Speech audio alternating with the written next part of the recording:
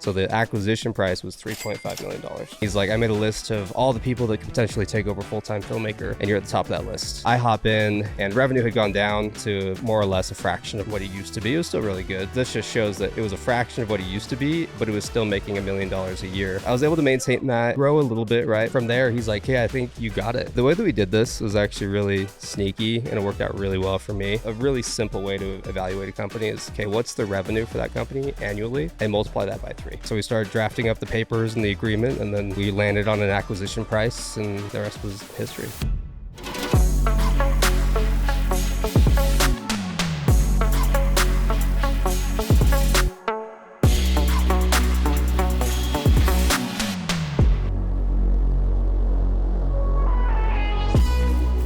Ladies and gentlemen, welcome back to episode 136 of the 505 podcast. Today we got a very special guest. We got Landon Bytheway in the house. We went back to Utah again, dude, for another podcast. We did. We got to see his insane studio. Unbelievable studio. We're thinking about getting one ourselves. I think I want that exact size. Should we do Utah or? I think Utah, one in LA, one in New York. Yeah. It was super interesting though, because he talked us through the acquisition of Full-Time Filmmaker, which was a multi-million-dollar deal. And it was very interesting how they structured it. And I'm very excited for you guys to hear about it. We're not going to tell you how exactly, but he's going to break everything down. It was also really interesting to hear him talk about going from having his own production company to now transitioning into owning Full-Time Filmmaker. And just the digital products landscape that's come along with it. I think if you're in the market to learn about digital products and how maybe you could learn and maybe how you could sell digital products, this is going to be an amazing episode with so much value. I feel like selfishly, I really enjoyed this because we're also getting into the digital product landscape. And so to hear him break down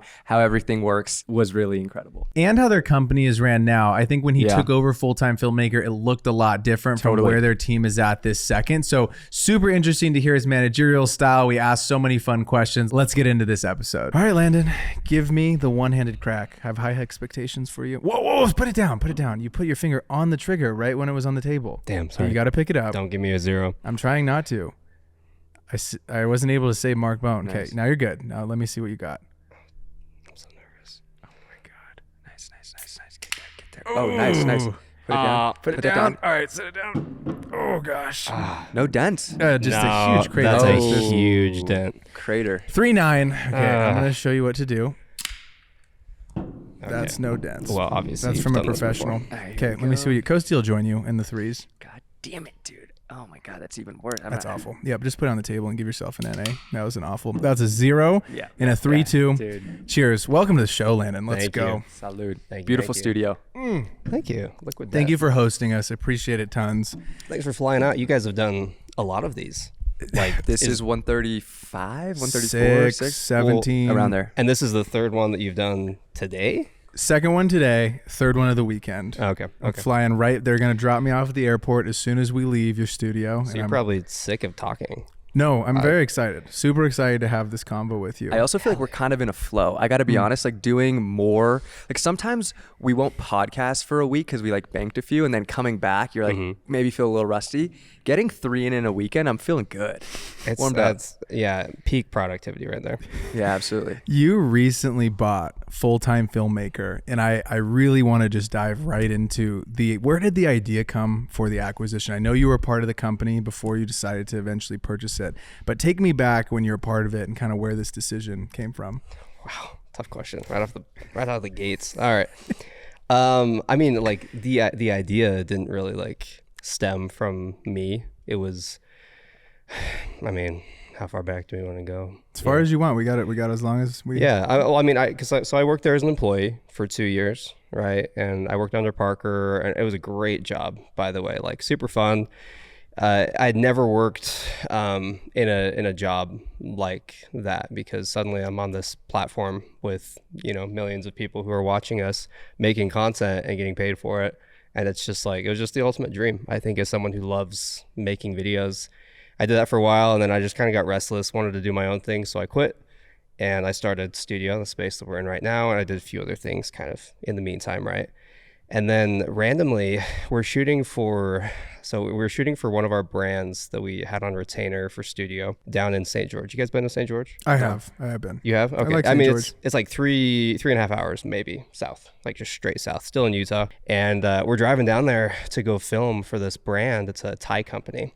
And then I'm also shooting for Hyundai simultaneously because they were paying me just as an individual to do some sponsored video.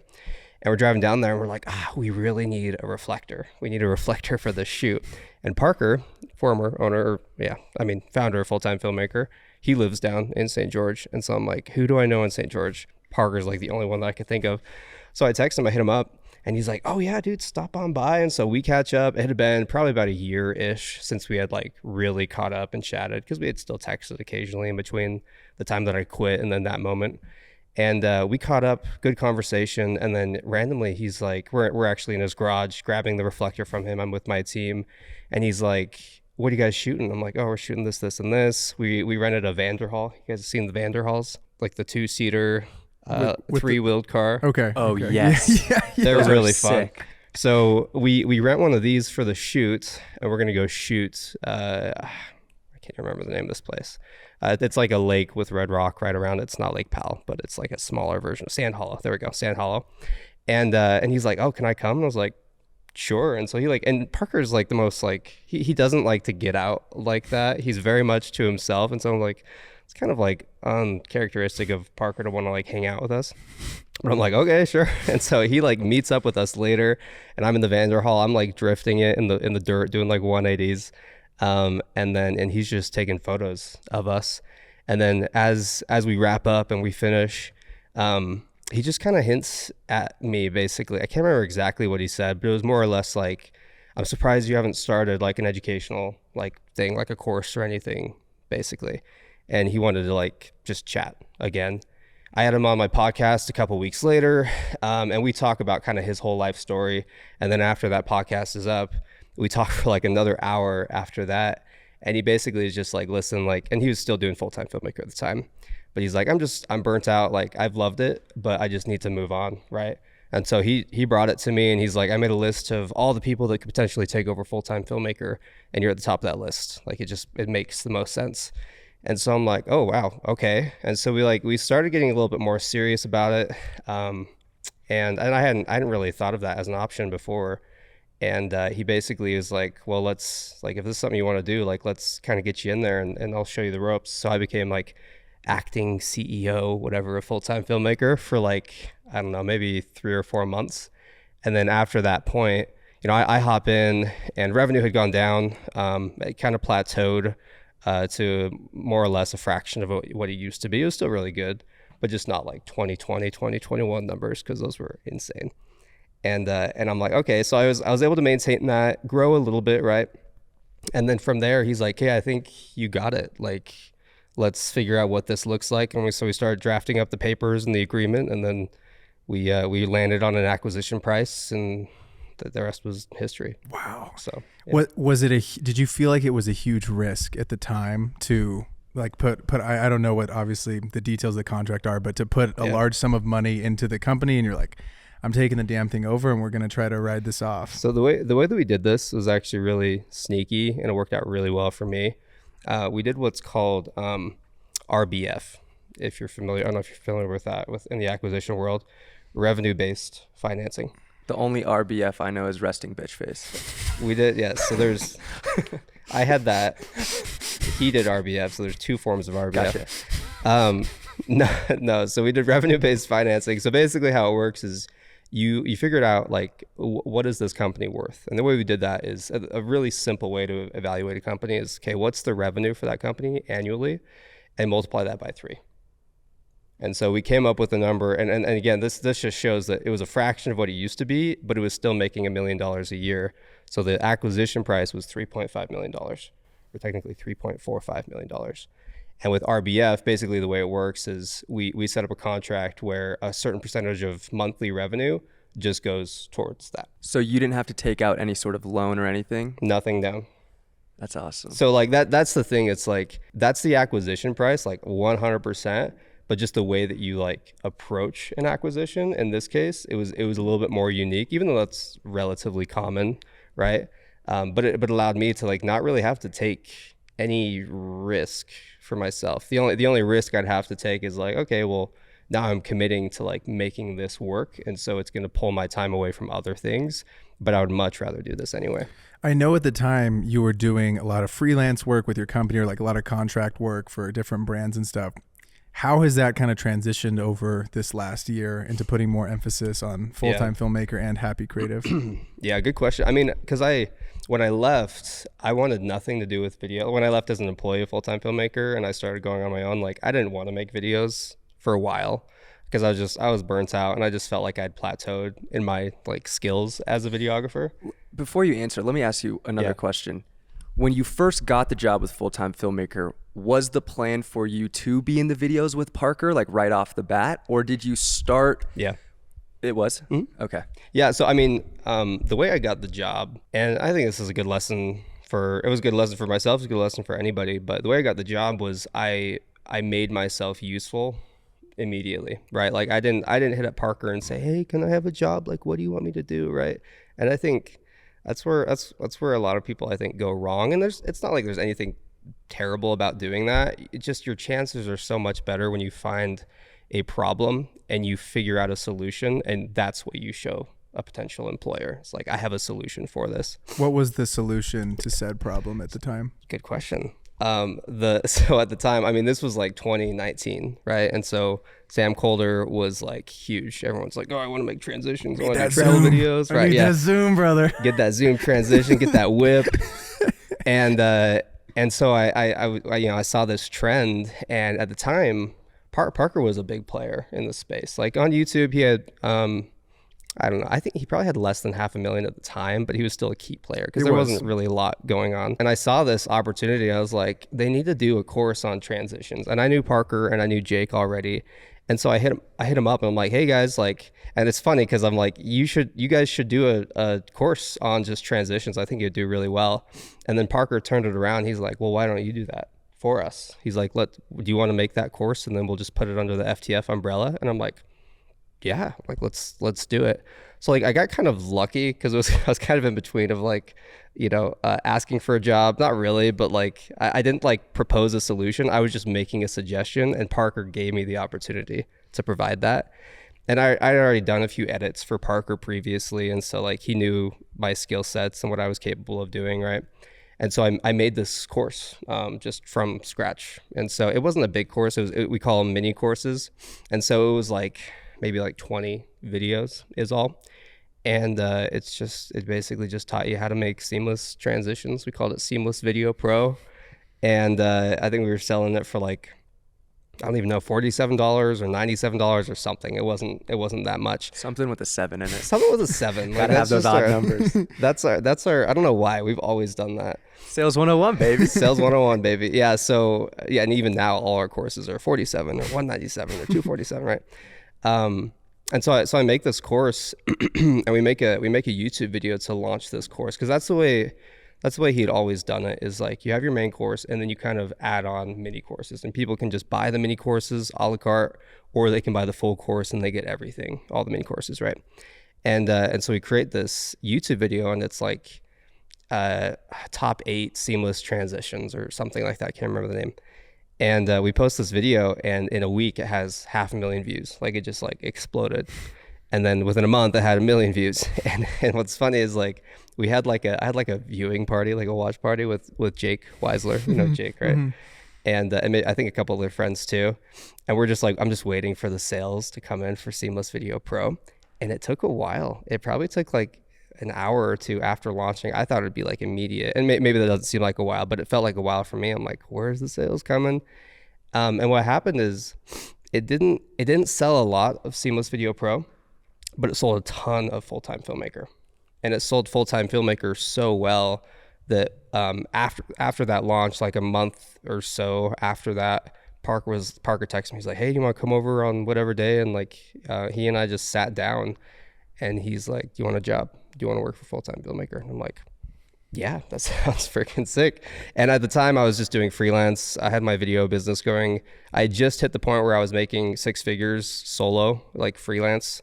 And the way he did it is he's like, I just want to match whatever you're making, but match it with a percentage of sales the full-time filmmaker brings in. So at the time, I can't remember, maybe it was like 5%. So it was like a 5% rev share basically to be a creator on the team. And that was the equivalent of what I was making. But as full-time filmmaker grew, I would obviously make more money because that percentage stayed the same. And so it was a great situation. Back to when you were doing the freelance work and you make it to 6 figures, what was the change that you feel like maybe got you from the $2 to $3K a month to now, hey, we're making $8,000+ per month and we're working with really good clients? That's a good question, because I feel like I was just flying by the seat of my pants in 2018, 2019. And I don't know, like I feel like I never, the way that I got to 6 figures was just by doing everything, a little bit of everything, which is exhausting. But, you know, I could do that for a year while I figured out what I wanted to do. And I feel like Full-Time Filmmaker came just before I probably would have figured out what category I wanted to be working in specifically. Because I was doing real estate, I was doing weddings, I was doing product commercials, all these different things. And the accumulation of all of that helped me hit 6 figures. So like, it's really not one thing. Go back to your question, because I totally interrupted you, and it was a great question. I want him to answer it. Oh, you're good. Yeah, you ruined it. I know, my fault. I don't remember it. What did I ask? I think you were asking about balancing stuff before Full-Time Filmmaker and doing what you're doing now. Because we made a lot of changes to the production company and everything. Yeah. So go back to studio when we're go back to studio. Go back here to your home. So I started studio after I left Full-Time Filmmaker, and you know, it was basically the way studio started was I still had like my personal brand on Instagram and everything, and I would get brand deals and all this just like random things, right? I had like Soundstripe on retainer for like probably 6 months or so back in 2021. But I just wanted to do more work. And after I left Full-Time Filmmaker, my income went from, you know, 6 figures to 0 overnight. And it's like, okay, well, I got to do something. And I'm good at making videos. I have relationships with past clients. So I hit up people that I had worked with 5 years prior. And it was like, hey, I'm back, baby. Like, you want to work together? And I just kind of picked up those relationships again. And then it grew, and I got to a point where I'm like, okay, I feel like I need a second like camera operator. I'd gotten used to being at Full-Time Filmmaker where we always had someone who could like hold the camera for us and film us talking, you know. And I'm like, I feel like I need that. And so I hired my first like assistant, and then I hired, I think I had another assistant after that actually, and then an editor, and it just kind of grew from there. But it wasn't like this perfect, like if you look at a chart, it wasn't like, oh, we just like freaking skyrocketed up. It was like so much like this. Like there were so many months where I was just paying payroll out of my own pocket because I'm like, this is a slow month. We're not going to be able to make it. And but I think eventually we kind of found our footing. I think I figured out how to be a boss and how to manage people a bit better, when and how to say no to things, right? And eventually we kind of just found our footing of like, okay, this is the type of stuff that we want to do. And it ended up being social media content, working with brands, a retainer basis for the most part. And we grew it from there. But after a while, you know, I stopped enjoying it like I used to. And then when the opportunity for Full-Time Filmmaker came around, it was like, okay, I gotta kind of hand this off more than ever, you know. And I had a producer that we were working with here at studio, and I basically just told him, I'm like, listen, if we want this FTF acquisition to work, I gotta kind of just hand most of the operational stuff for studio to you. And he was like, okay, and he did a good job. But we did that for so long where I was like, kind of being a boss over here and then mainly working on Full-Time Filmmaker over here. And I just kind of like lost track of everything. And there's a lot of just, I think, managerial choices, like poor choices that happened. And I'm like, I just need to, I need to focus, right? Because when you have, and I use this analogy a lot, but when you have like 5 different things that you're working on, you can only grow about this much. But when you narrow that down and maybe it's like 2 things, suddenly your effort can go so much higher. You can take it way further than before. And so it was one of those tough decisions where I'm like, I enjoy the production company enough. Like I think it's entertaining and it's fun to do and I like seeing clients happy. But overall, like I need to scale that back if I want to see FTF go. Yeah, there's the saying, the man who tries to catch two rabbits catches none. Like you have only a limited amount of time and energy to spend on certain things throughout the day. I could imagine that, going after or trying to do 5 different things would be exhausting. Speaking of the number 5, you also had 5 assistants that you now have now I guess downgraded. But how has the from like a managerial perspective and like owning Full-Time Filmmaker, when you came in over the course of the past year, like how have things changed operationally from when you first acquired? I mean, we were pretty lean and mean. I think, by the time that a big reason that Parker wanted to step away is because he just felt like his time was spent managing people way more than actually making content or enjoying like the business itself. Right. And so he had already scaled it back quite a bit. So when I came in to take it over, there was really only like excuse me, there's really only like 2 or 3 people already like on the Full-Time Filmmaker team, and I kept them for a little bit, and I let go of one, and then I let go of the other, and I still have the third right now. And I think that it was really easy for me to like hop in and like, because I wasn't about to acquire a company and then change everything internally, right? And so I wanted to see how things played out. And I think my mantra right now for myself and my business partner at studio is like, let's just be lean and mean, right? Like I think everyone gets really excited about starting a business. Like I think starting the business is the most exciting part of entrepreneurship, because you're like, hey, what's my logo going to be? What's the brand mark? What's order all the colors, the typography, and all this different stuff. You're incorporating your LLC. And then shit gets real. It's like, okay, well now we actually got to like make money. And but I think in all that excitement, you also get very excited about having a team and having maybe a physical space, and you don't really know like how big you actually want it to be. It's really, I think that's such an important thing to consider as you're starting a business, is like, hey, what do I want this to be, and how big ideally would I like it to be? And we started studio, it was like, oh, the sky's the limit. Let's see how big we can get it. So we just started hiring. We had all these employees. I think at peak probably had a dozen or so employees and a handful of 1099s that we would be working with. And it was just so much, because like kind of like Parker's dilemma, you spend more time motivating your employees than actually like working on the business. And it's a lot to handle.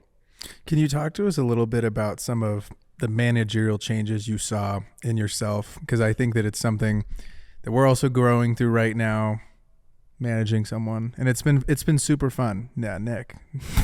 But I want to know just kind of some of these learnings, because what's your advice to people that are getting into these different businesses, and they have you have one, and then your team grows to 3, and then it grows to 5, and it's like you've seen it go up, and then you've also said, you know what, like this is the crew that we need right now. And I kind of want to know some of those lessons. Nick's also had nothing but positive things to say about how we've managed him, so I don't know. He's shaking his head. I don't think that's true. Our HR department is top tier. Oh yeah, it's me. Yeah, that's good. There you go. Yeah, we have HR. We have HR too. We just switch off who's HR that month. Yeah, no, I think that it's a good question, and that's that you could unpack a lot in that question, right? But I think at the end of the day, as an entrepreneur, if you're building a business and you're going to build a team, I think you need to be willing to do pretty much everything in the beginning. Not because you're going to do that forever, but because you need to understand how that thing works. You need to know the inner workings before you go and you hand that off to somebody else. In my opinion, not every business is the same, right?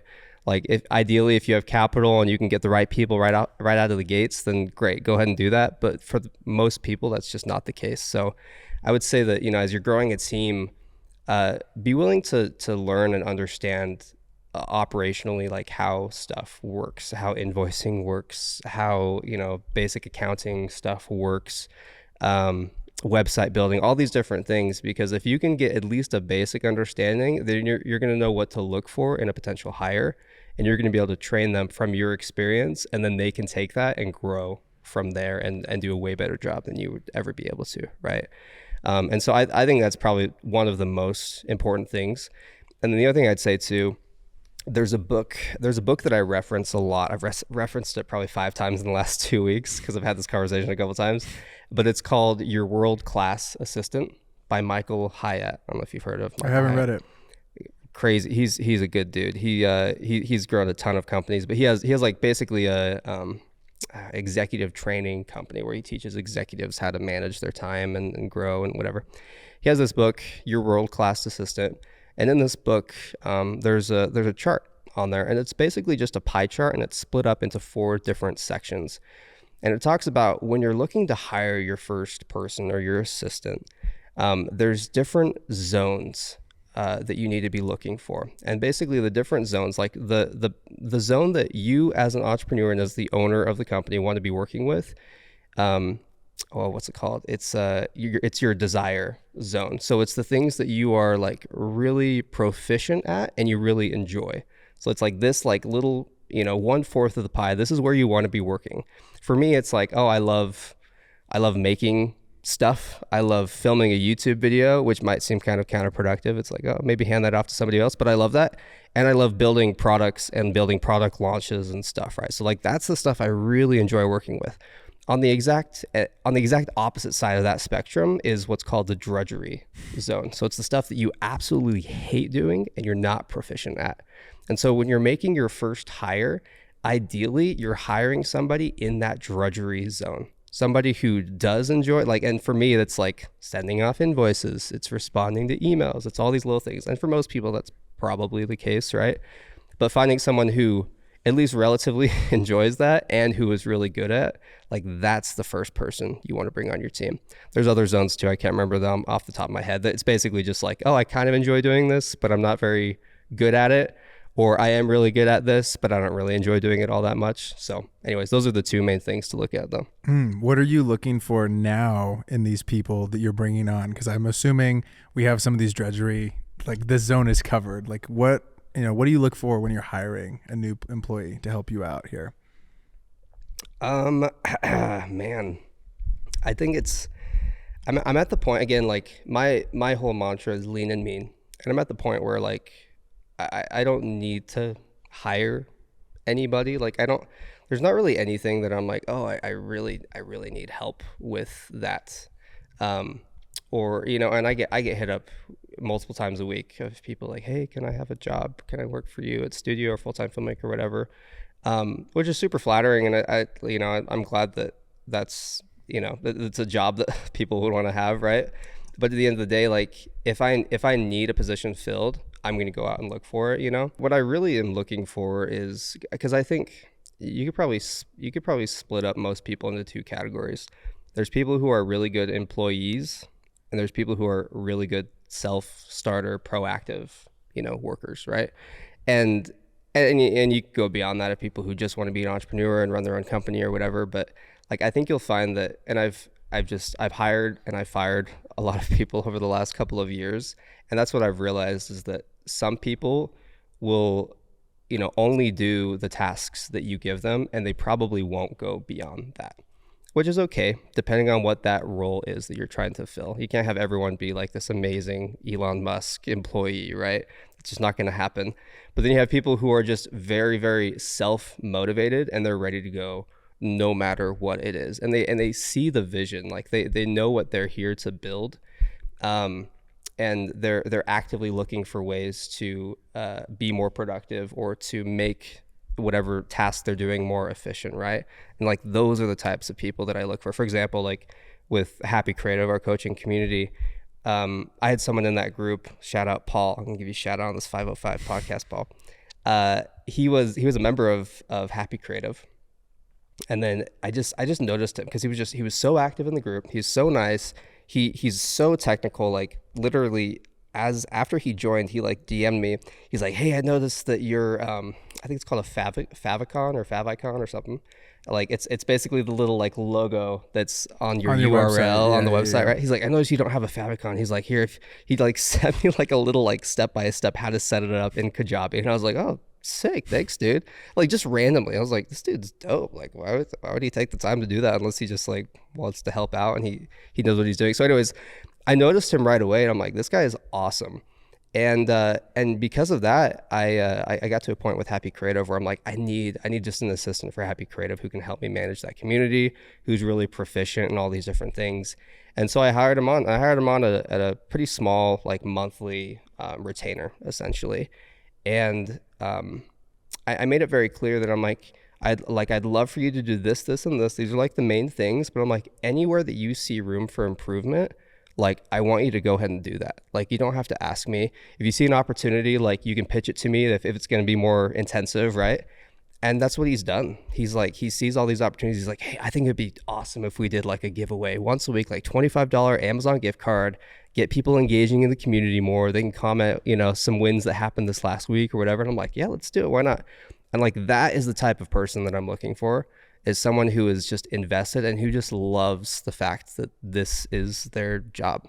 Because it could totally be the flip side where, you know, they might be really like obedient, quote unquote, and they'll do what I ask them to do, but that's it. And I could never get anything more out of them. But Paul is a great example of, like, that's the type of employee. Find more rocks like Paul. Yeah, for sure, dude. Is there anything you do specifically to build like culture in the company, or maybe something that you do from a managerial perspective, like Monday morning meetings or pizza parties? You know, pizza parties. Love a good pizza party. Yeah, easy. No, I'm just kidding. Ever seen those memes where it's like, oh, our company culture is so great, and it's just the like, higher ups pizza party. Yeah, pizza party. You know, $5 Starbucks gift cards. And then, pat on the back. Tax them on the $5 gift card. Yeah. I mean, company culture wise, nothing. I mean, nothing like. There's nothing like strategic that we do to like have company culture. I think we're not a Fortune 500 company, right? There's again, when I say lean and mean, like at Full-Time Filmmaker, there's like 4-ish of us, you know, at any given time. And so I think the culture is whatever vibe you give off as the owner, and, you know, however you motivate your employees. And so I think the culture is good. And we're all just there to create stuff and have a good time. I will say, like, something that we have done, something that Parker did at Full-Time Filmmaker that I thought was so fun, and we carried it over to studio. Do you guys watch The Office? Yeah. Okay, I'm a big Office fan. So is Parker. And so, like, we basically talk in Office, like, Office bits. We just go back and forth, right? So, like, we're texting, it's just Office, Michael Scott and Dwight back and forth. And every Christmas, he would have a Christmas party, and it was the Dundies. And That's so amazing. it was the Dundies, and he would just give everyone an award, and they were like they're kind of rude awards, but they're so funny. Can't remember what was one of mine. Mine was like, for 1 year, mine was least valued opinion. Which was it was just an inside joke, because like I would have an idea. I was like, oh guys, we should do this. This is like 2020, by the way, on the team for FTF. I was like, oh guys, we should do this and this. And they're like, I don't know.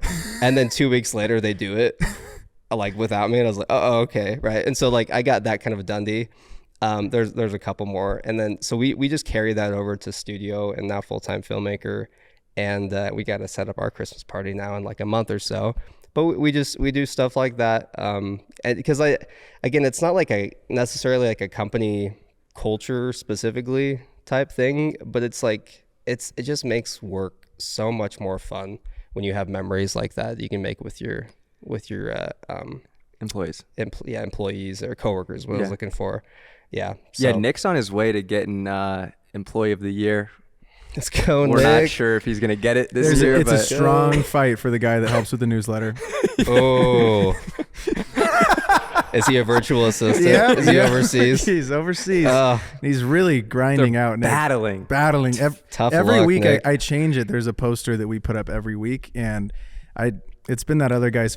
My dog Goose has won it a few weeks in a row, and it's a tough shit together, It's a Nick. tough fight to get that top spot. We'll see. He's trying. We'll see. He's got a few more weeks before the year is up.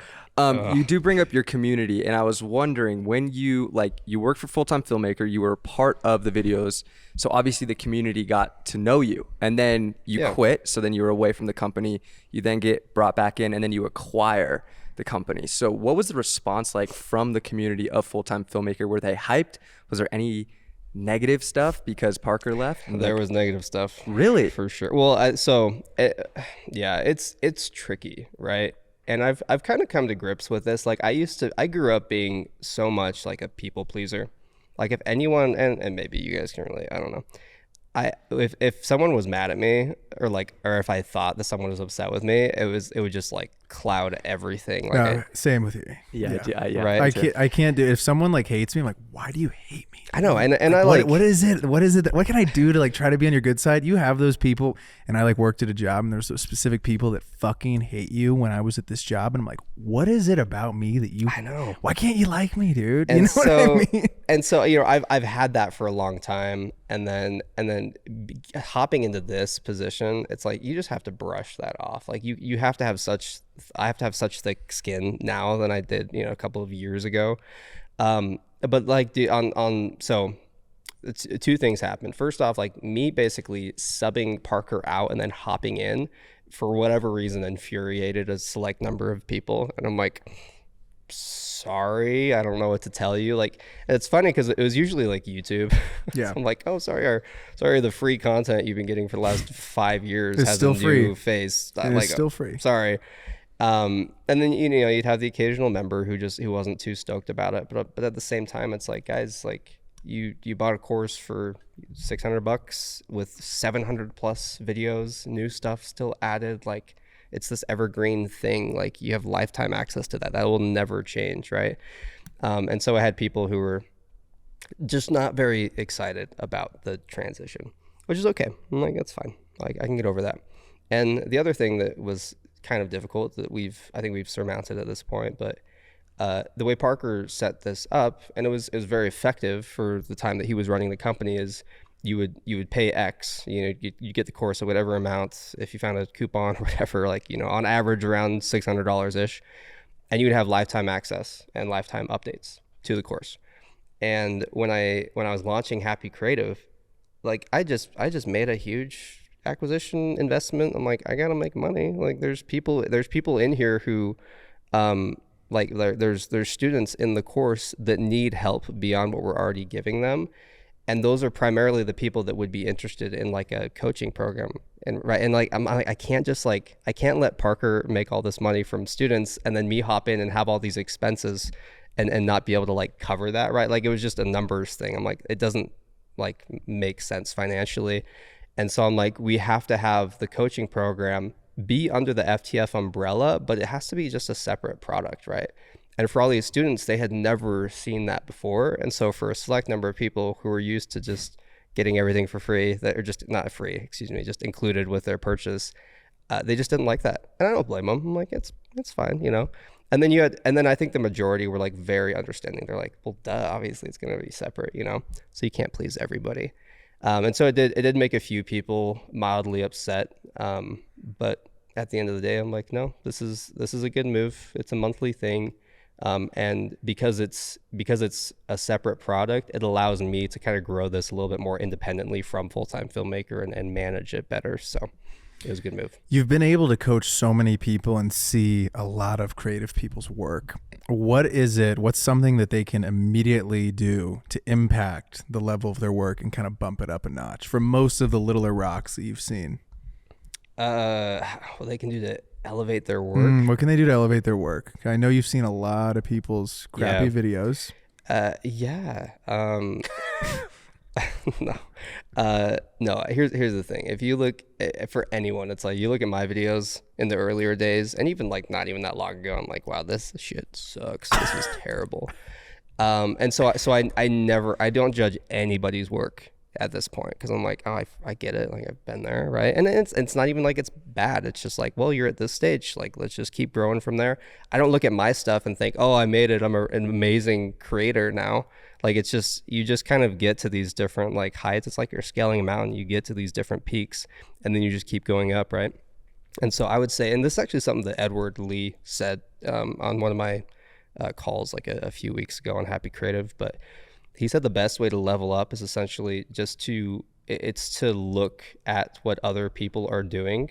Look at like find a I don't know, piece of content that you really, really enjoy, and look at that creator and reverse engineer exactly how they did that and do it exactly the same. Because if you can replicate that, it's like, great, you just like you just skipped ahead of this huge line of people trying to level up, and you went straight to a piece of content that you liked, and now you know exactly how to do it. Like you scaled the mountain so much higher than if you were to just like slowly get better and not really look at other people's work, just kind of aspire to be at this point. Like, I can't remember exactly how he said it, but it's like, you shouldn't necessarily like aspire to be like your heroes. Just look at what they're doing and copy exactly what they did, because then you'll get to that point so much faster, and suddenly you're not aspiring to be like this person. Creatively, you're pretty much on that same level, right?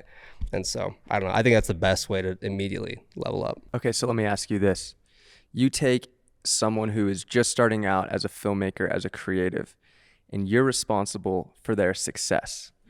You've done, or you have Full-Time Filmmaker, which teaches the more like technical aspects of, you know, how to make great films and be a great content creator. Then you have Happy Creative, which is more so on the side of like how to do this sustainably and be happy doing the work that you're doing. So if you could give someone 3 pieces of advice, but you can't talk to them ever again. So you're talking to them, you're giving them 3 pieces of advice from when they're first starting out as a creative.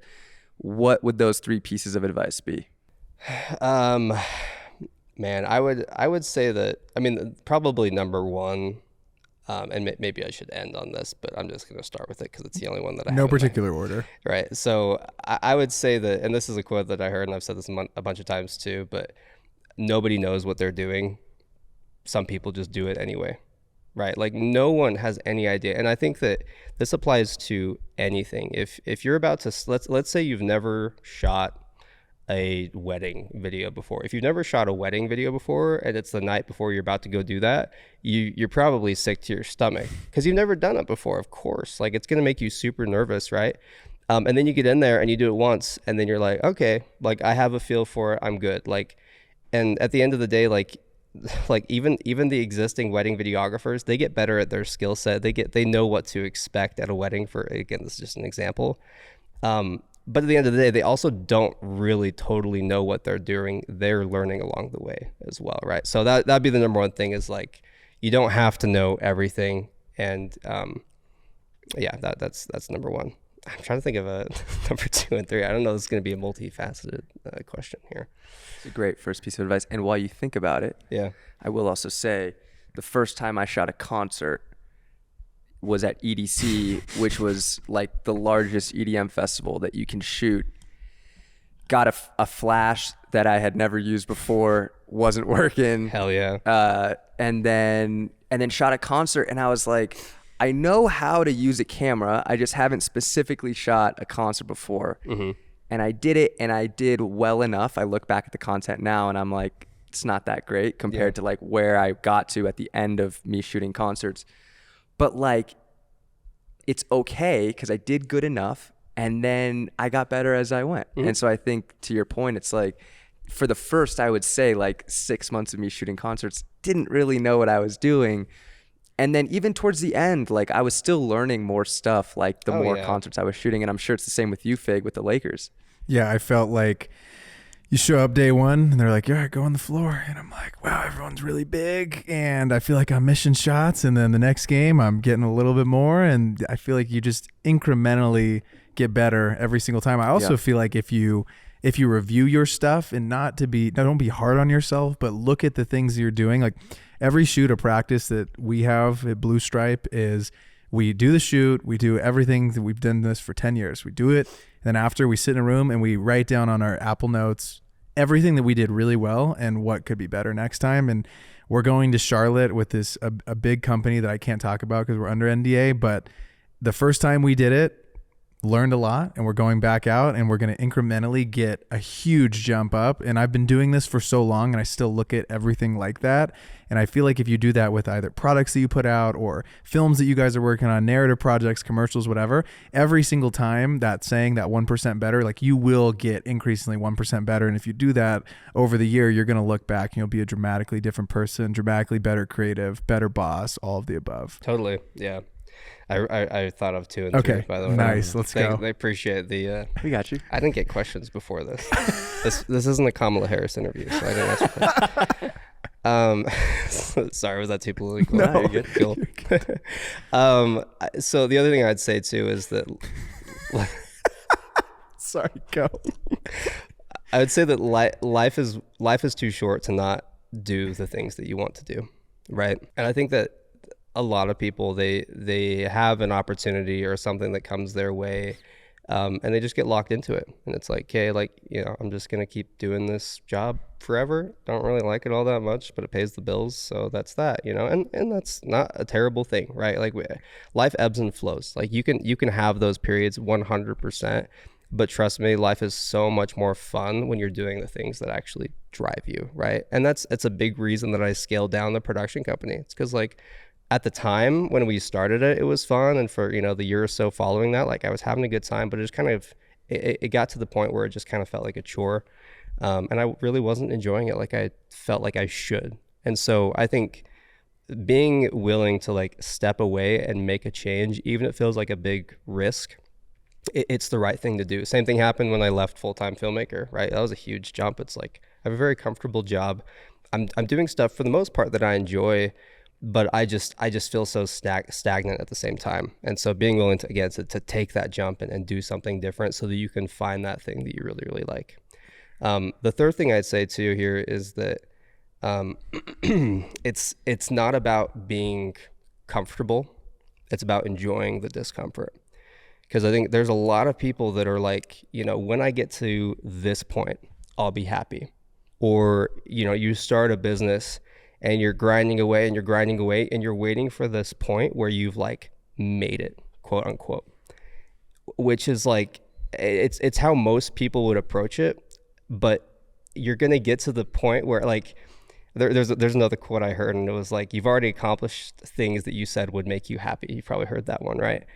And if you're waiting for the point where you've, like, made it, I promise you, you're probably never going to, like, get there, at least in your mind. You're always going to be searching for more.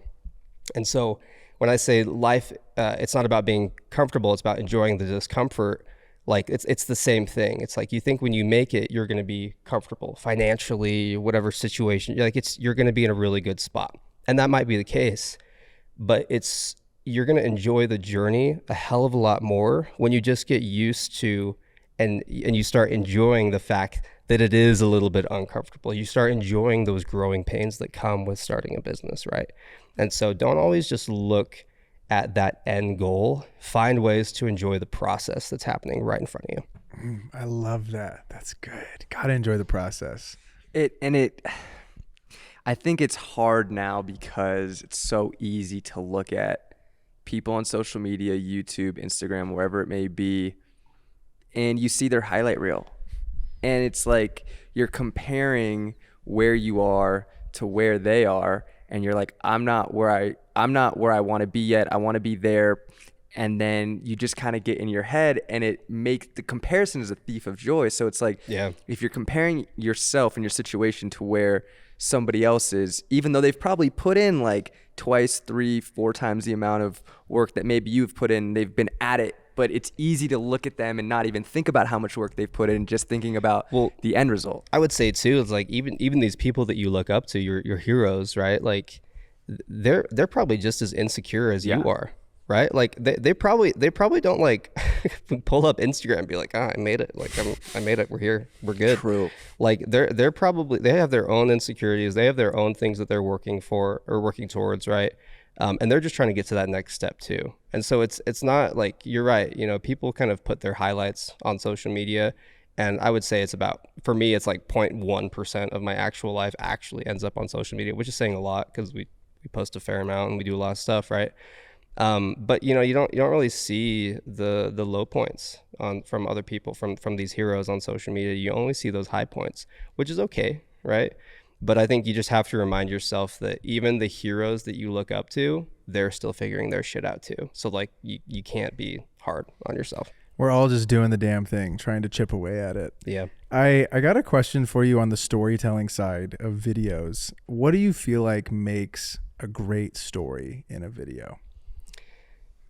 I feel like, to be honest, I feel like I'm not a very good storyteller, but I think that I've gotten a lot better because I've learned that, I mean, I've done a lot of product launches, especially recently over the last year, right? We launched Happy Creative. We just launched Overlay. We're still in launch for Overlay right now.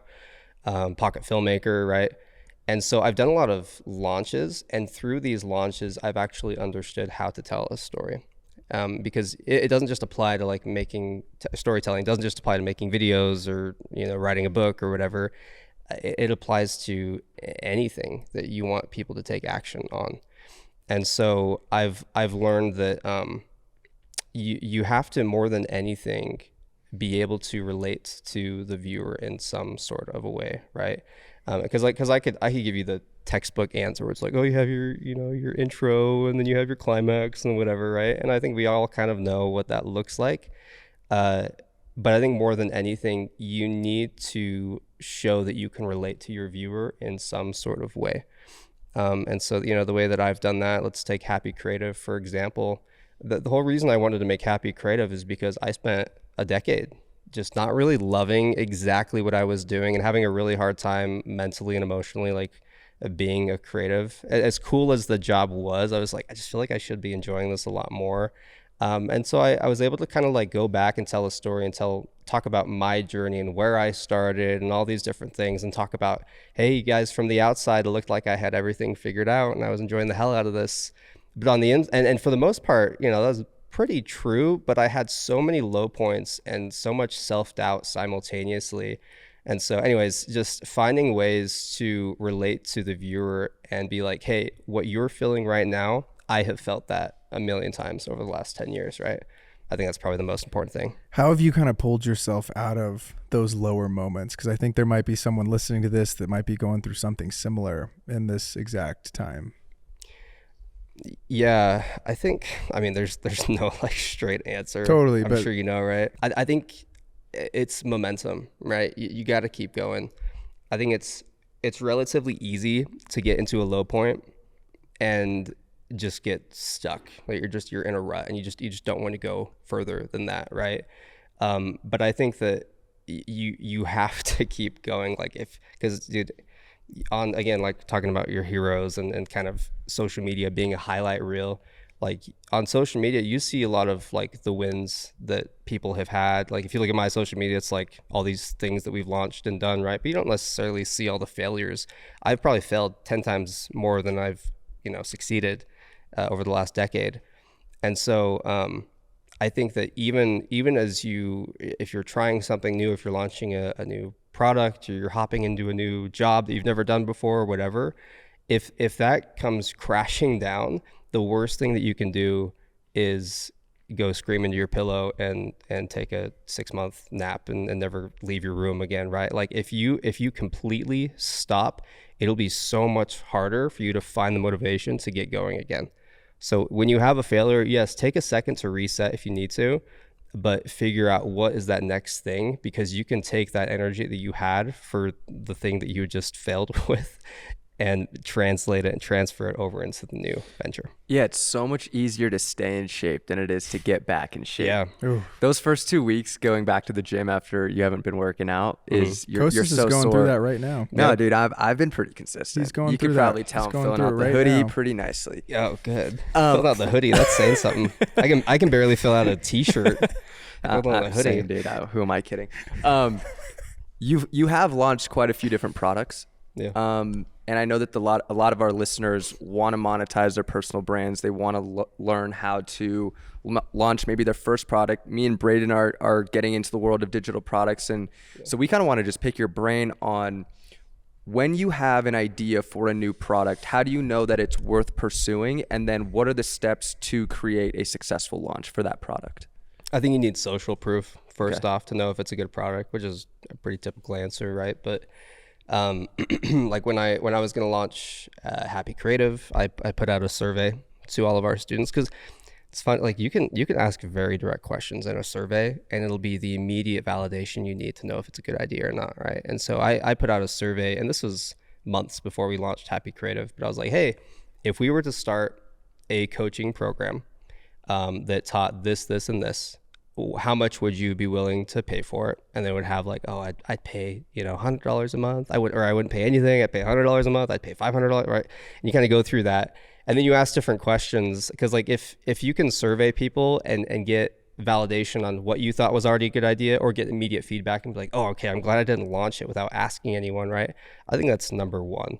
And, you know, even with like, and it doesn't have to be a survey, with like Pocket Filmmaker, the iPhone crash course, we put out a YouTube video, and it was me in Disneyland filming on my iPhone. And then I came back and I did a talking head here, and I talked about all the settings and all these different things that I used. And compared to all of our other videos in that time period, it just exploded. 955K right now. Is that what it is? Mm-hmm. Oh, wow. That's actually a lot more than I thought it was. It's booming. Yeah, last time I checked, it was like 700. No, it's 900 maybe. Something.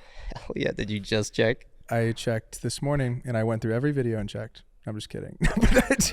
I have a few notes for you. You suck at this. Do you know what we would do for a fucking video to hit 955,000 views? It's so beast. It's an epic video though. It's very value driven. It's a good video, but it was also kind of a last second. Really? Well, yeah, because I'm like, my wife loves Disneyland. I've gone to Disneyland like 3 or 4 times this year. My girlfriend loves this year. Oh, this year. Yeah, it was. Yeah, you gotta get a pass at this point. Okay, actually, so 2 times in Disneyland and 1 time in Disney World, so 3 times this year. And I have 2 little kids, so like I get it. But she wanted to go, and I'm like, okay, like we can go, but I'm like, how can we make this like a business expense or something, right? And so I'm like, well, let's Disney's kind of expensive, huh? Yeah, it is kind of expensive. It's a great write-off. And I'm like, let's make it a YouTube video. We'll make it an FTF thing, and we'll make a YouTube video while we're out there. I'll just film everything on my iPhone. I'm like, I feel like that's kind of popping up. People want to know how to shoot on their iPhone. And then, you know, I guess 955,000 views later, like it performed really, really well. And so once I saw those numbers, I'm like, oh shoot, like we should probably do something with this. And I didn't have to do a survey. I'm like, people are already interested in this, so let's create a course. We'll throw a curriculum together, and let's launch a product that teaches you how to film on your iPhone.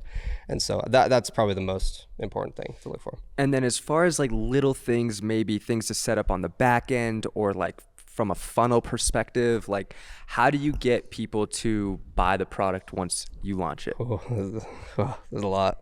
Well, there's not like a lot. There's a lot of moving parts, I think, and I think a lot of people don't realize. I think I've got really lucky to like kind of be tutored under Parker for a while, and then I've also spent a lot of time, again, failing and succeeding and reading books and trying to figure out the best way to do stuff, right? But I think most people who at least aren't familiar with like a really good way to launch is they will make the product first, and then they will go to their audience and randomly with a post on a Wednesday afternoon say, hey guys, I launched this product, go buy it, you know, and that's that. And then they never do any prep or marketing or anything beyond that. And you know, you might get some success, you might get a few sales, but like it's like one of the worst ways to launch a product. And so there's a book that I've read multiple times at this point, and that I've used basically as the blueprint for a lot of my launches. And it's called Launch by Jeff Walker. Great book. And basically it just gives you this outline for you need to basically prep. First off, you need to build your email list first and foremost. Like, I don't think most people don't understand how valuable an email list actually is. It's like, oh, I want to get followers, I want to get subscribers, which is great, because if you can get followers and subscribers, you can convert them into your email list. But the email list is number one when it comes to selling something. And so you need to be able to build your email list and find creative ways to do that with what are called lead magnets. So free videos or downloads or something that incentivizes somebody to give you their email. And then from there, you know, with launching a product, for example, right, you need to prep your audience a few weeks in advance. And again, like we just talked about, tell a story for why you're launching this and what the purpose is and all the features and all these things that come with it, and what, more than anything, like what this product solves, right? And so you need to prep your audience a few weeks in advance. So you have what's called pre-launch content, which is like, it's basically a few emails in like a 1 week span, which is just prepping people for like, hey, just a heads up, we're launching something on this day. And then the week before launch, you have what's called pre-launch content. And this is something where you might hit them up daily or every other day for a week straight. And you're providing more and more value, and you're kind of giving more and more away for what the product is, and how it works, and you're just showing that, like, you're showing that it's going to be something worth investing in, right? And then you have your launch content, and that's like a week, which is the period that we're in right now for Overlay. And people are probably really annoyed by my emails by now, but it's just a week straight of pitching the product, and you have your value stack of here's the product, here's everything that's included with it. You have a discount or a limited time offer where you can only enroll during this period, and you go through that whole thing, and then it ends on a specific day and you cut it off completely. And that's how you launch. And then from there, it's like, hey, well, how do we want to market this regularly? And you can kind of, for us right now, it's like if we have a new product, we just insert it somewhere in our existing funnel, and that's that. Wow. It's so interesting because I think a lot of creators that are listening to us are looking for another stream of income and something to help them get by if they're only relying on brand deals, or if maybe they don't have retainers right now. You know, it's something where I urge people to figure out what is in their brain, what have they learned, and what could they help someone else with? Because I feel like in the creative landscape, for some reason, and I've gotten this DM a lot, and I've chatted with a lot of people through this and kind of helped them overcome this belief, but they're like, you know, I feel weird selling something. And I'm like, dude, every day you walk out the front door of your apartment or your home, you're being sold immediately. Driving down here, there's a CrossFit gym that has a logo. They're trying to get people to come in the door with their logos and with different things. I'm sure they do social content. It's like, they don't. I tried working with them. Oh, wow. They're a disaster. They don't know what's going on. Well, I'm not naming their name, but they're a gym. And I think that creatives need to understand, though, that you got to sell something. And if you don't sell something, you're selling your time. Yeah. I think sorry, I didn't make it. No, I was done. I think that wow, get some attitude from Braden. Jeez. Sorry about him. Does this every time. A little cranky. What was I saying? Oh, I think the dilemma that a lot of creators have is, it's just like, what's kind of funny is that, and then I can say this because this is the industry that I'm in and the product. So like, a creator makes products for creators. And it's just like this endless cycle of like, oh, I'm a creator, I'm going to make a course, or I'm going to do a community, or I'm going to do a asset pack or whatever, right? And I can say that because that's what I do. That's the industry that we work in. We've worked in that industry for a long time. And if that's something that you want to do, let's say you're a solo creator, right? And you want to make an asset pack, or you want to start a course, whatever it might be. If you have value to bring and that excites you, then by all means do that, right? But that's also not your only option too. Like there's creators who can go and they can find a subject matter expert, someone who's an expert in something that you're clueless about. But you can bring the ability to take that like information that they have, turn it into content that can be consumed, and create a company or a course or something for them too, right? And so like that's a way for you to have a revenue stream that doesn't necessarily attach your face to it, but still allows you to flex those muscles of launching a product and making content, starting a course, whatever it might be. It's super interesting. I think something for people that are listening to tap into. It's like, you know, we all have, all of us that are listening to this podcast have a skill, whether it's photo, video, design, filmmaking. Like they have something, and there's someone out there that you can give these services to and help, you know, explode something that they have. I also think that just because you've seen somebody or a couple other people do something that you also want to do doesn't mean that there isn't room in the market for you to also do it. Sure. Because you could create a product that may be similar. I think obviously you want to make it different and teach different things, but you can offer it in a different way than you see already being done, or you can teach it in a different way, because similar to content, like no idea is necessarily quote unquote new. It's just been told in a different way. And there's so many people, dude, every day I'll send you someone that I see on social. I'm like, I had no idea this person existed. 300,000 followers. Never knew they existed. Never even seen them before. Dude, you just showed me this person with 160 million followers, this singer. Never seen Anita. Never heard. I have no idea who that is. Never heard of the music. She's probably great though. Yeah, probably great, but I've never seen it. And that's crazy because there's so many people on this globe. I want to go into YouTube real quick because you guys have been really successful on YouTube. You guys have awesome content that's going out consistently. What is the strategy here at Studio for the YouTube content that goes out? No strategy. No strategy, really? No. I mean, no. For the last year, It's just been testing, because it's, you know, when I took over FTF, it was kind of it's an interesting acquisition, right? Because this is a company that has an individual at the head of the company who is also the face of the company, and so to swap that out is pretty difficult to do. And I know myself. I'm like, I can't like basically sub in for Parker and then try and like mimic his style. Like I have to, and I made a reel about this last week, but I'm like, I have to be me. Like I have to do the things that I have to make, the type of content that I'm actually interested in. I have to teach in the way that I can do consistently, and I can. It's sufficient for me, or not sufficient. Is that the word? I guess sufficient. Sure. That plays. that works, right? That works. Running out of vocabulary words here, guys. And so it's been a challenge to figure out like what that looks like. And so we don't really have like a set schedule. I think 2025, our ambition is to do a weekly video, right? And we've learned a lot too. It's like we've learned that, okay, this type of video doesn't really do as well as we thought it would, but these types of videos do really well. And this is more legacy full-time filmmaker, like beginner versus pro, for example. Like those are really, really popular, and we could always do beginner versus pro and they'd be relatively successful, if not like very, very popular like they have, right? And so we've found a couple new formats that work well, and we've found formats that we've done previously that I can continue to do. And that's the most important thing. I think also too, I've realized, and I've spent a fair amount of time lately with like YouTube creators, like tech creators on YouTube, and their whole business, we were talking about this off camera before we started, their whole business is sponsors, and like everything rides on getting a sponsor and their YouTube AdSense and whatnot, right? And it was really easy for me earlier to be like, I want more sponsors, I want to do more of these, right? But I realized that the more sponsors we did, the less views we got, and the less I enjoyed just making those videos. And as a consequence, less time was spent on the business itself, which is Full-Time Filmmaker and the courses and everything else, right? And so we've kind of decided to take on less sponsors and only do it if it really aligns with what we're trying to accomplish.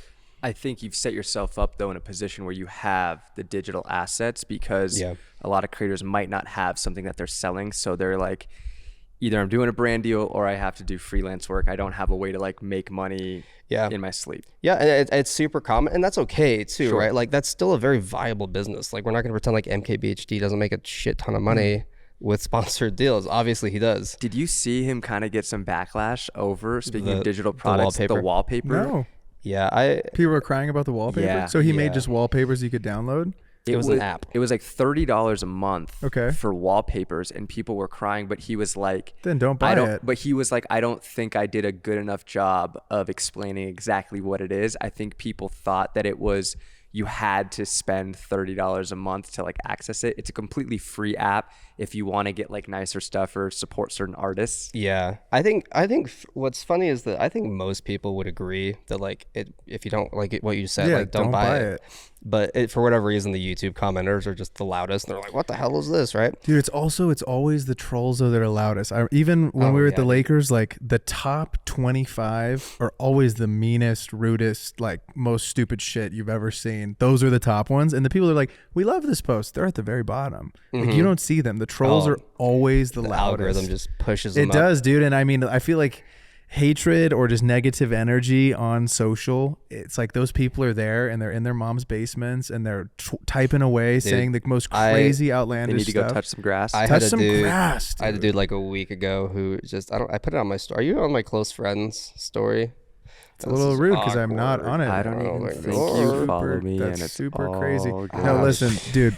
Hold on. Let me follow you real quick. Don't do it. Tell him what you told me before we started. He said there was a reason. Tell him what you told me. Oh, I didn't. What? Because we hadn't met in person yet. No, that's not it. What was I even There was saying? a way bigger reason. Yeah. What were we just talking about? What were we talking about?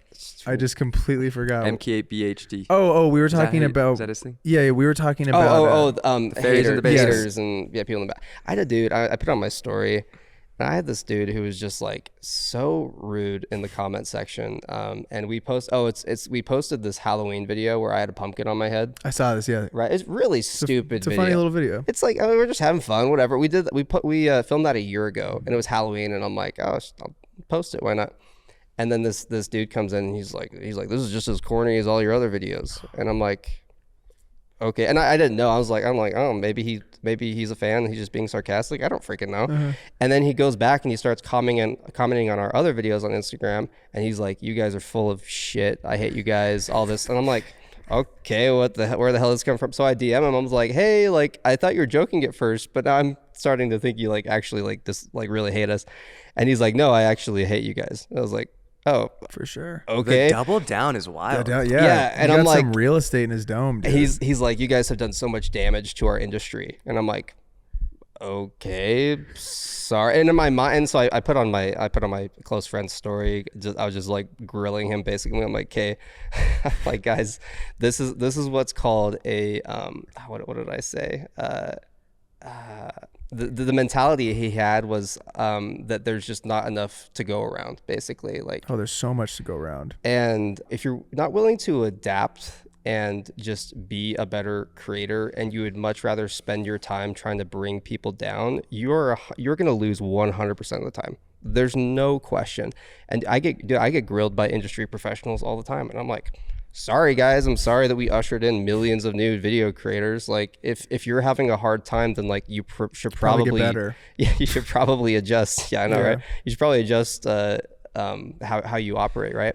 And so we get haters regularly. But sorry, back on the note of MKBHD, like, I think most people are reasonable of like, no, it's a good app if that's what you're looking for. You don't also have to buy it.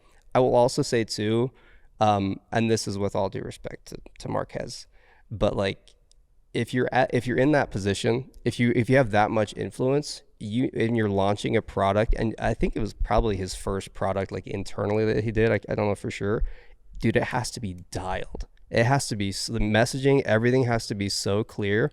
And it felt like it was just something that he just like threw out there and was like, whatever, we'll see how it goes. But I think for someone that has tens of millions of YouTube subscribers, it's like, no, you got to be very, very specific with what you're selling and make sure that is clear, because I think it just caused a lot of confusion and problems for him. Yeah.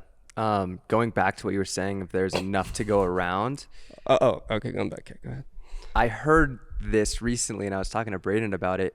The U.S. population only makes up 4% of the world's population. And when I heard that, I was like, that's fucking crazy. Granted, the U.S. is like kind of epicenter, but sure, at the same time, it's like when you think about the U.S.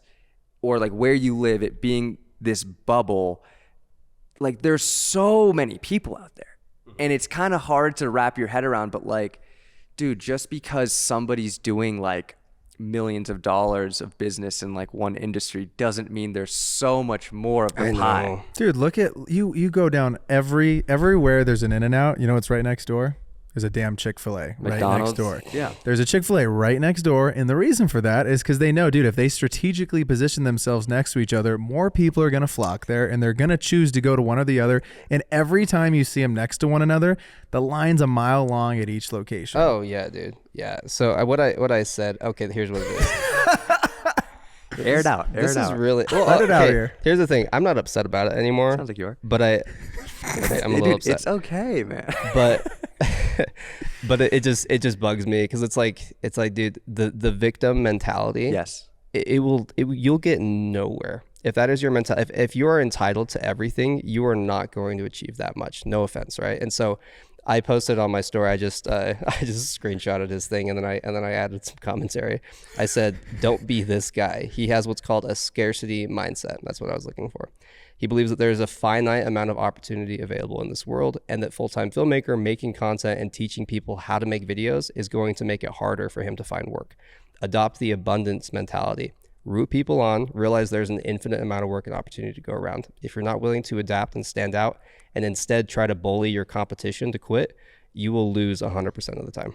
I love it. Yeah. It's true. I mean, I think a lot of people think, and I feel like there was a period of time when I was first starting out where you'd see other people get sick stuff, and I was a jealous little bitch, and I'd be like, yo, like, why am I not getting set opportunity? Still not. Tell me about it. Why am I not getting set opportunity? And I remember talking to like a mentor, and he was like, dude, there's enough room for every single person to get a nice slice of the pie and ride off into the sunset. And I think that people don't realize that. And if they see someone doing super well or doing a bunch of brand deals or doing a bunch of product sales, it's like they're like, oh, I can't do said thing. And it's like, there's always room at the table. You know, you can get in where you fit in, or you can make room. Yeah. Boom. You like that one? I did like that one. You said that one before. What? You've said that No, before. that was you. Did I say that one? I'm going to give that one to you. Thanks, man. I forgot. We've done so many of these. Yeah. Going back to YouTube for a sec, even though you're not strategic about the types of videos that you're making, and you're just like kind of figuring it out every week, just like we are with this podcast, when it comes to title and thumbnail. This is a shit show. Keep going. Sorry. When it comes to title and thumbnail. Yeah. How much are you thinking about that going into a video? Are you ABC testing when it comes to thumbnails? And do you ever go back and change thumbnails like weeks or months after you've posted a video? For sure. Yeah. I mean, yes, and yes. Cool. To everything you just asked. Hear that, Nick? Write that down. No, I think one of the first things I consider is what's the title going to be? Because if you can't sum up what the video is in 5, 6, 7 words, like it's going to be really hard to come up with a title later on. And so I think it's, and the way that we've done a lot of our videos for years is they have structure where it's 5 steps to do this or 8 top, whatever, And so when you have structure like that, it's really easy to come up with a title. And then when it comes to like thumbnails, I think when we're going to start creating the video, we have a general idea of what we want that thumbnail to look like. And then as the video, as we like finish the video, we're like, oh, this is a cool shot. This is a cool B-roll shot. I didn't imagine us getting this shot. Like let's make a few variations with that. And what's really cool with YouTube now is that you can ABC test just right on YouTube. I don't know if you guys have done that. I was waiting for that feature for so long, and then finally we got it. It was like a beta feature for a handful of creators. But so like we'll kind of have our lead thumbnail that we imagine, like this is probably going to do the best. And then we'll have kind of our sub thumbnails. But even, you don't have to do it that way. You don't have to throw them all into YouTube and test. Like, you guys follow Andreas Vidoza? No, I don't never think I heard do. of him. Oh, well, there you go. Okay, need to. Yeah, he's a YouTuber, Instagram, just like a tech YouTuber, similar to like MKBHD. But something that he's done for years is like he'll have a video coming out, and he does, again, it's tech, so it's like Samsung Galaxy S20. I don't even know what they're on right now. And he'll have like the video, and then he'll have like 2 different thumbnail options, and he'll just post it on his story. It's like, hey, which one would you click on? And it's just a really quick way to poll and see like, okay, what would get the most clicks? Which is the most aesthetically pleasing or clickable? And then based on those results, that's the one he's going to use, at least starting out. Maybe he'll swap it out later if he feels like he needs to, but yeah. So interesting. We had posted a few in the Discord and gotten some feedback, or on titles as well. Yeah. That's been kind of fun and interesting to just see, like, 'cause that's the people that are going to be watching the stuff, Totally. So it's interesting to see that. As an entrepreneur, as someone who's your own boss, you have so many different tasks to do throughout the day. You also have a family. You have 2 kids. You have a wife. How do you balance when to just shut off? Is there a specific time? Are you like, hey, I'm in here at 9 and I'm done at 6, or whatever that looks like, or every day is different? How do you kind of balance that? I think every day is different. Okay. Right. I like to use the term work-life harmony over work-life balance. And that's not a term that I came up with. That's from Jeff Bezos. But work-life harmony means just finding a way to basically marry in an appropriate way your job, your career, and your personal life, right? And so the Disneyland video was a great example of that. It's like, hey, wife wants to go to Disneyland. How can we double dip and make a YouTube video while we're there, not feel like we're taking time away from the kids or whatever, right? And it's just a huge win all around. So finding opportunities like that, I think, is huge. Because, for a long time in my mind, I'm like, okay, I work from 9 to 5, and then I shut off and I can't do anything.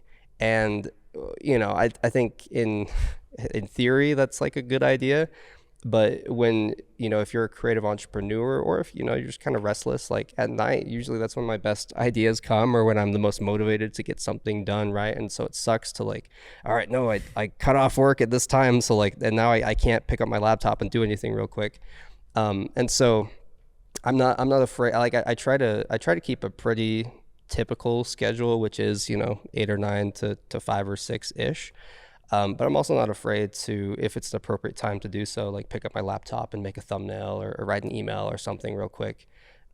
Because I don't know. I think you shouldn't, especially if you're an entrepreneur, like you shouldn't restrict yourself. You're your own boss. So like, why are you setting these parameters for yourself when you absolutely don't have to?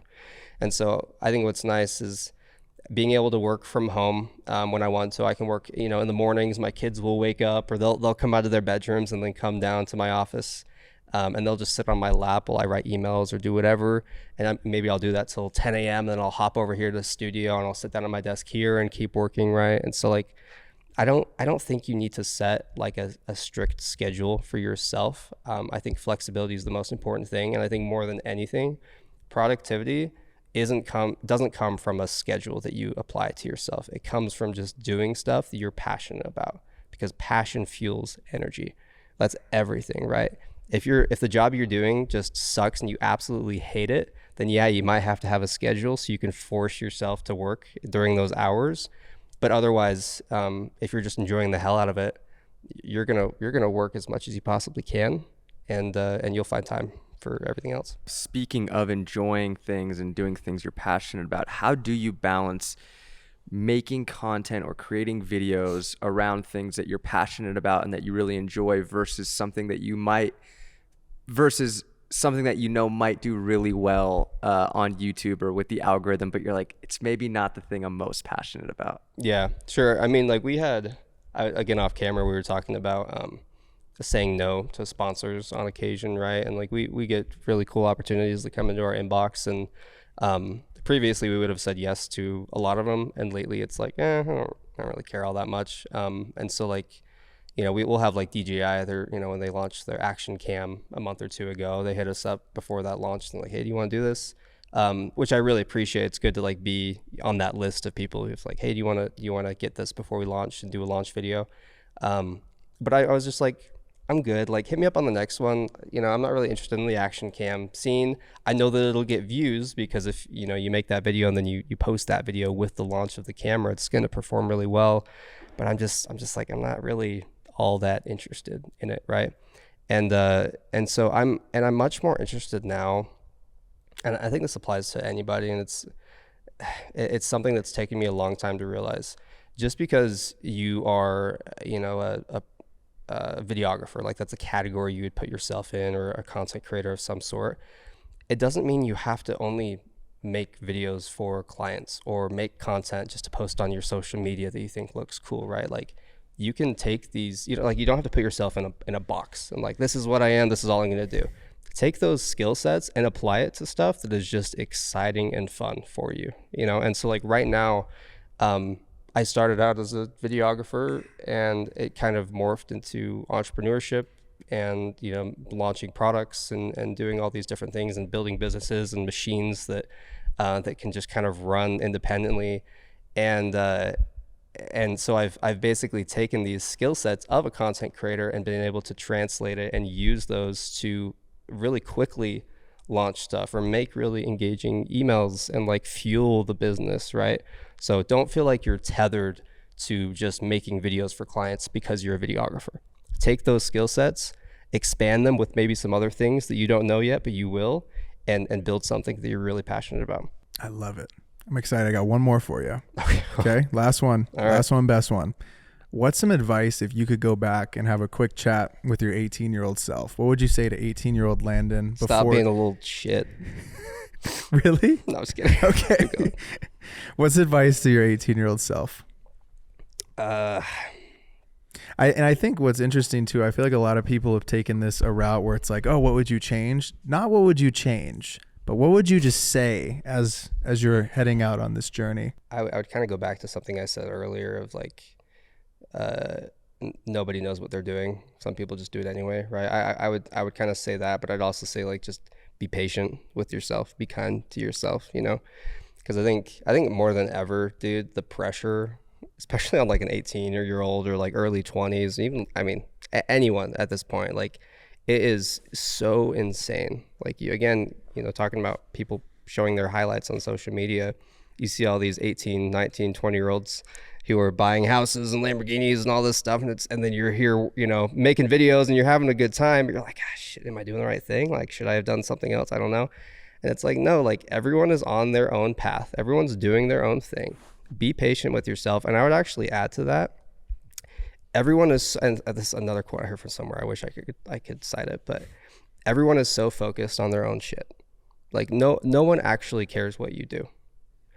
And I know that sounds kind of gloomy and sad, right? But it's true. It's like, if you're so constantly worried about what other people are thinking about you, you're going to stay in the same spot for a long time. Like, you need to break free of that, and you need to just do stuff that drives you and that makes you happy, because ultimately they don't care. I love it. Landon, thank you so much for coming on the 505 podcast. Ladies and gentlemen, please go check out our social channels, drop us a subscribe button, hit the comment, and we'll see you all next week. Peace.